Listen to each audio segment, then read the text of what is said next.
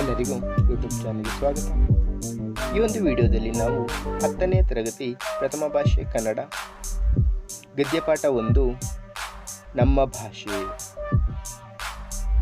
ಪಾಠದ 2-3 ವಾಕ್ಯಗಳ ಪ್ರಶ್ನೋತ್ತರಗಳನ್ನು ನೋಡೋಣ. ಕೊಟ್ಟಿರುವ ಪ್ರಶ್ನೆಗಳಿಗೆ 2-3 ವಾಕ್ಯಗಳಲ್ಲಿ ಉತ್ತರಿಸಿ. ಮೊದಲನೆಯ ಪ್ರಶ್ನೆ, ವ್ಯಾವಹಾರಿಕ ಮತ್ತು ಗ್ರಾಂಥಿಕ ಭಾಷೆಯ ಲಕ್ಷಣಗಳೇನು? ಉತ್ತರ: ವ್ಯಾವಹಾರಿಕವೆಂದರೆ ಜೀವದ್ ಭಾಷೆ. ಅದರಲ್ಲಿ ಜನರು ಮಾತನಾಡುತ್ತಾರೆ, ವ್ಯವಹರಿಸುತ್ತಾರೆ. ಉದಾಹರಣೆ: ಕನ್ನಡ, ತಮಿಳು, ತೆಲುಗು, ತುಳು, ಮರಾಠಿ, ಉರ್ದು, ಇಂಗ್ಲಿಷ್. ಗ್ರಾಂಥಿಕವೆಂದರೆ ಅಭಿವೃದ್ಧಿ ಹೊಂದಿದ ಗ್ರಂಥ ರಚನೆಯಲ್ಲಿ ಉಪಯೋಗವಾದ ಭಾಷೆ. ಉದಾಹರಣೆ: ಸಂಸ್ಕೃತ, ಕನ್ನಡ, ಇಂಗ್ಲಿಷ್, ಪಾಳಿ ಇತ್ಯಾದಿ. ಎಲ್ಲ ವ್ಯಾವಹಾರಿಕ ಭಾಷೆಗಳು ಗ್ರಾಂಥಿಕವಾಗಬೇಕಿಲ್ಲ. ತುಳು ಒಂದು ಸುಂದರ ವ್ಯಾವಹಾರಿಕ ಭಾಷೆ, ಆದರೆ ಅದು ಗ್ರಾಂಥಿಕ ಭಾಷೆಯಲ್ಲ. ಹಾಗೆಯೇ ಎಲ್ಲ ಗ್ರಾಂಥಿಕ ಭಾಷೆಗಳು ಇಂದು ವ್ಯಾವಹಾರಿಕವಾಗಿ ಇರುವುದಿಲ್ಲ. ದೇವಭಾಷೆ ಎನಿಸಿಕೊಂಡ ಸಂಸ್ಕೃತ ಸರ್ವ ಸಂಪನ್ನತೆಯಿಂದ ಕೂಡಿದ ಗ್ರಾಂಥಿಕ ಭಾಷೆಯಾಗಿದೆ. ಆದರೆ ಇಂದು ಯಾವೊಂದು ಪ್ರದೇಶದಲ್ಲಿಯೂ ಅದು ವ್ಯಾವಹಾರಿಕ ಭಾಷೆಯಾಗಿರುವುದಿಲ್ಲ.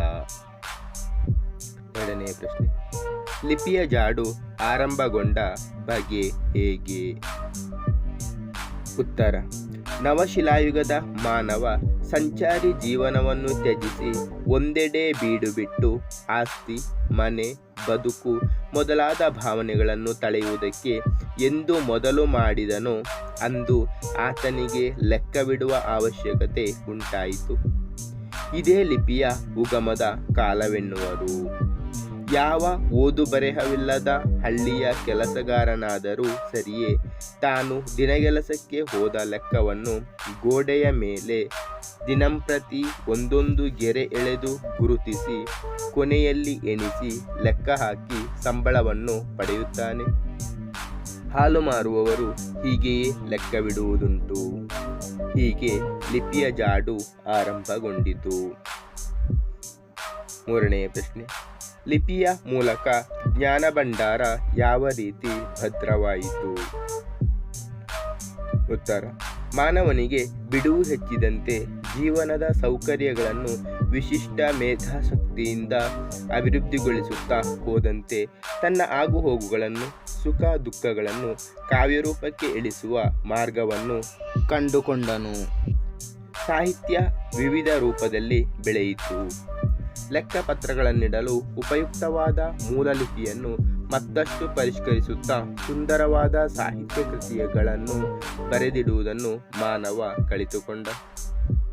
ಆ ಲಿಪಿಯ ಮೂಲಕ ಪರಂಪರೆಯಿಂದ ಬಂದ ಎಷ್ಟೋ ವಿಷಯಗಳನ್ನು ಬರೆದಿಡಲು ಸಾಧ್ಯವಾಯಿತು. ಜ್ಞಾನ ಭಂಡಾರ ಭದ್ರವಾಯಿತು. ಸಂಸ್ಕೃತಿಯ ಇತಿಹಾಸ ಉಳಿಯಿತು. ಪ್ರಗತಿಪಥ ಸುಗಮವಾಯಿತು. ನಾಲ್ಕನೆಯ ಪ್ರಶ್ನೆ, ಕನ್ನಡ ಭಾಷೆ ಹದಗೊಂಡದ್ದು ಹೇಗೆ? ಉತ್ತರ: ಅನೇಕ ಕವಿಗಳು ಕನ್ನಡ ಅಭಿವೃದ್ಧಿ ಹೊಂದಬೇಕಾದರೆ ಕನ್ನಡ ಪದಗಳ ಬಳಕೆ ಹೆಚ್ಚಾಗಬೇಕೆಂದು ಸಾರಿದ್ದಾರೆ. ಅಂತಹವರ ವಾಣಿಯಿಂದ ಕನ್ನಡದ ವೀಣೆ ಮೃದುವಾಗಿ ಮಧುರವಾಗಿ ಮಿಡಿಯಿತು.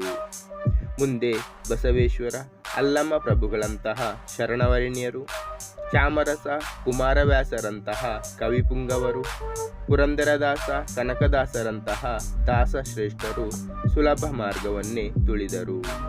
ತಮ್ಮ ತಮ್ಮ ಅನುಭವ ಸಾರವನ್ನು ಸುಲಭವೂ ಸುಂದರವೂ ಸಹಜವೂ ಆದ ಮಾತುಗಳಿಂದ ಹೃದಯ ಮುಟ್ಟುವಂತೆ ಅಭಿವ್ಯಕ್ತಪಡಿಸಿದರು. ಹೀಗೆ ಕನ್ನಡ ಭಾಷೆ ಹದಗೊಂಡಿತು. ಆಂಗ್ಲ ಭಾಷೆ ವಿಶ್ವವ್ಯಾಪಿಯಾಗಲು ಕಾರಣವೇನು? ಉತ್ತರ: ಆಂಗ್ಲ ಭಾಷೆ ಯುರೋಪಿನ ಸಾಮಾನ್ಯ ಭಾಷೆಗಳಲ್ಲಿ ಒಂದಾಗಿತ್ತು. ಆಂಗ್ಲ ಜನತೆ ಸಾಹಸ ಜೀವಿಯಾಯಿತು, ಬುದ್ಧಿಶಾಲಿಯಾಯಿತು.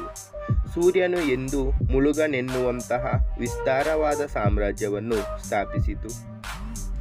ದೇಶ ವಿದೇಶಗಳ ಭಾಷೆ ಹಾಗೂ ಸಾಹಿತ್ಯ ಸಂಸ್ಕೃತಿಯನ್ನು ಆಂಗ್ಲ ಪಂಡಿತರು ಮುಕ್ತ ಮನಸ್ಸಿನಿಂದ ಅಭ್ಯಸಿಸಿದರು.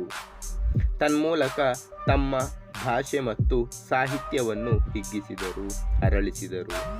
ಎಲ್ಲಕ್ಕೂ ಮಿಗಿಲಾಗಿ ಮಹಾಮೇಧಾವಿಗಳು ತಮ್ಮ ಆಸೆ, ಆಕಾಂಕ್ಷೆ, ವಿಚಾರ ಮುಂತಾದವುಗಳನ್ನು ಆ ಭಾಷೆಯ ಮುಖಾಂತರವಾಗಿಯೇ ಹೇಳಬೇಕೆಂಬ ಉಜ್ವಲ ಅಭಿಮಾನವುಳ್ಳವರಾಗಿದ್ದರು. ಆಂಗ್ಲ ವಿಜ್ಞಾನಿಗಳು, ರಾಜಕಾರಣಿಗಳು, ಅರ್ಥಶಾಸ್ತ್ರಜ್ಞರು ಹೀಗೆ ಎಲ್ಲರೂ ತಮ್ಮ ಭಾಷೆಯನ್ನೇ ಬಳಸಿದುದರ ಪರಿಣಾಮವಾಗಿ ಆಂಗ್ಲ ಭಾಷೆ ಬೆಳೆದು ವಿಶ್ವವ್ಯಾಪಿಯಾಗಲು ಕಾರಣವಾಯಿತು. ಧನ್ಯವಾದಗಳು. ಲೈಕ್ ಮಾಡಿ, ಶೇರ್ ಮಾಡಿ. ಹೆಚ್ಚಿನ ವಿಡಿಯೋಗಳಿಗಾಗಿ ಚಾನಲನ್ನು ಉಚಿತವಾಗಿ ಸಬ್ಸ್ಕ್ರೈಬ್ ಮಾಡಿ.